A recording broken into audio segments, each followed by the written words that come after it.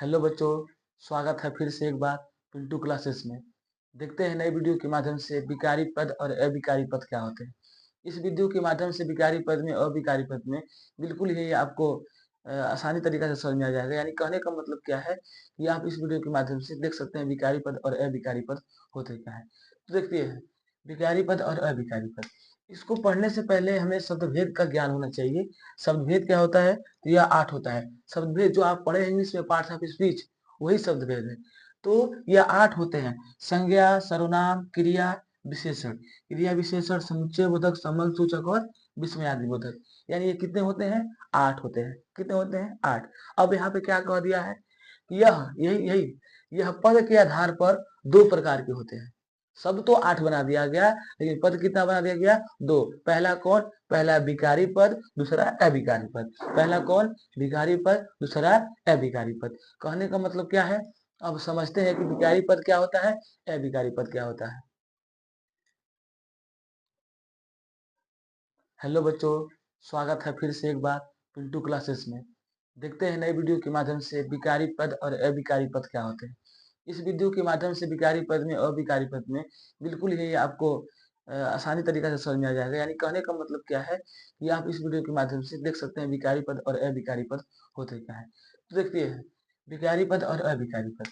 इसको पढ़ने से पहले हमें शब्दभेद का ज्ञान होना चाहिए। शब्दभेद क्या होता है? तो यह 8 होता है। शब्दभेद जो आप पढ़े इंग्लिश में पार्ट्स ऑफ स्पीच, वही शब्दभेद है। तो यह 8 होते हैं। संज्ञा, सर्वनाम, क्रिया, विशेषण। क्रिया, विशेषण, समुच्चय बोधक, संबंध सूचक और विस्मयादि बोधक। यानी ये कितने होते हैं? 8 होते हैं। कितने होते हैं? 8। अब यहाँ पे क्या कह दिया है कि यह पद के आधार पर 2 प्रकार के होते हैं।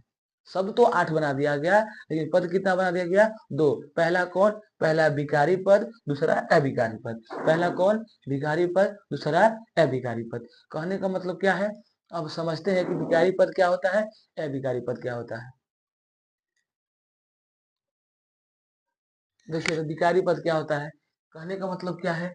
जिन शब्दों के रूप में परिवर्तन हो जाए, जिन शब्दों के रूप में परिवर्तन हो जाए, उसे विकारी पद कहते हैं। कहने का मतलब क्या हुआ? मैंने लिखा है यहाँ पे लड़का। क्या लिखा है? लड़का। तो इसका बहुवचन क्या होगा? लड़के। और भी क्या होगा? लड़कों। यानी इसका रूप परिवर्तन हो रहा है, लड़का से लड़के, लड़के से लड़कों। ये किसके शब्द के रूप में परिवर्तन हो रहा है? लड़का शब्द क्या है? संज्ञा है। तो संज्ञा, सर्वनाम, क्रिया, विशेषण, ये चारों विकारी पद है, क्योंकि इन चारों के रूप में परिवर्तन किया जा सकता है। यानी जिन शब्दों के रूप में परिवर्तन होता है, उसे ही तो विकारी पद कहते हैं। कोई पूछेगा संज्ञा कौन सा पद है?